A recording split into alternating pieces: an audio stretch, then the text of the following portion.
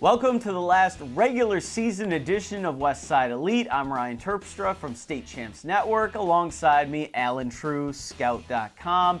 And we've got a lot to talk about. The playoffs are on the horizon. We've got teams trying to punch their tickets, and we've got some big matchups to talk about. But first, let's rewind a little bit, Allen, and talk about the game that everybody's looking forward to last week, Muskegon and Muskegon-Mona Shores. Shores able to come out on top. They win the OK Black for the second straight year, and this was a game, 21-18, that had everything that people expected. It was close, hard-hitting, and Shores able to pull out the victory. They've got to feel good about that. Absolutely. It lived up to the hype. You hate to see a game like that not live up to it. Well, it absolutely did. Those are two quality teams. Shores built up a lead, but you can never really keep Muskegon down. Those kids fought back. They battled hard, and we may get to see it again, right? We may. In fact, we'll be doing a playoff prediction segment on State Champs Network this week. Snooze to You is how he's known online, both on Facebook and on Twitter. Does really, really accurate playoff projections, and he's got Shores and Muskegon projected to meet again in the district final. What a game that would be. And these two know each other very well. These staffs know each other very well. They might see each other again. One big performance out of this game, Dom Shimerda. He's a senior from Mona Shores, both a running back and a linebacker, and he got an offer out of this one, Allen. He did. Davenport was at the game. They offered him, maybe partly because of that big run he had where he trucked the safety in the middle of the field. You can never have, as you're building a program like Davenport is, you can never have enough kids that are just tough, hard-nosed football players. Plus, he can play either side of the ball, so he gives you that versatility. Great offer, great for him to pick that up. We'll see if a few more come through for him now. Well, speaking of playoffs, we'll get into the repercussions of these couple games, but the OK Red is going to have a co-champion this year. We know already because the top four teams are all playing each other, and because they've all kind of beaten each other already.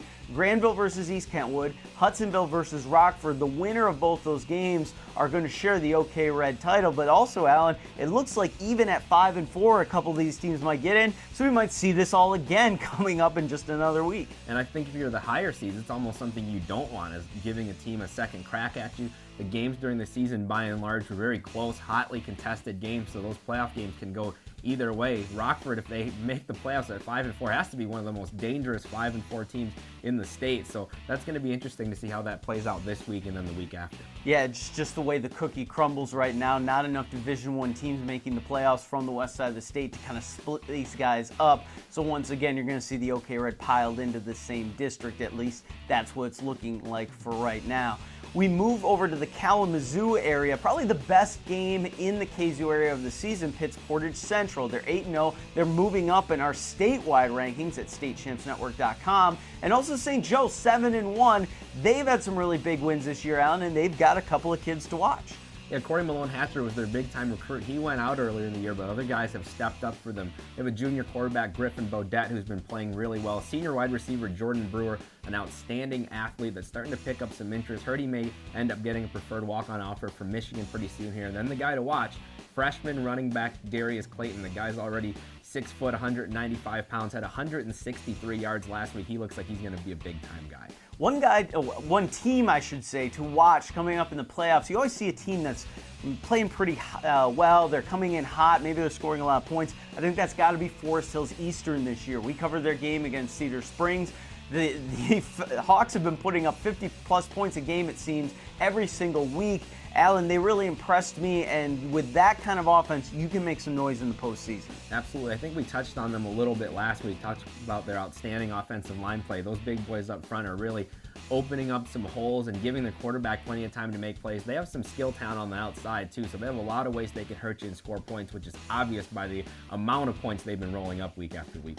We're going to do a little West Side Elite Alumni Edition now, and we try and look at people that have come from the west side area of the state, and they're contributing at the next level.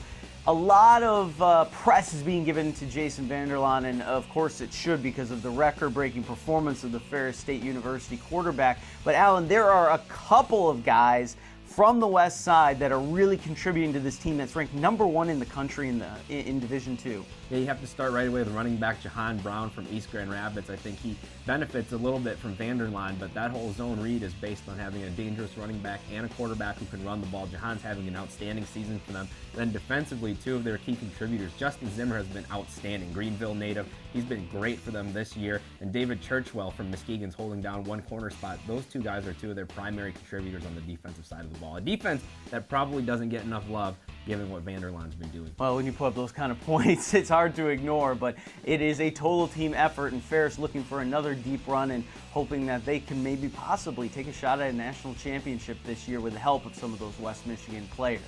You're listening and watching to West Side Elite. I'm Ryan Terpstra, Allen Trieu. Find us on Twitter at Terp himself, at Allen Trieu. We will be back for the first couple weeks of the playoffs to watch the teams as they progress. Of course, now's the time of year where Allen's very busy with recruiting and news like that. We'll keep you tuned into all of it right here on West Side Elite, and thanks for the download.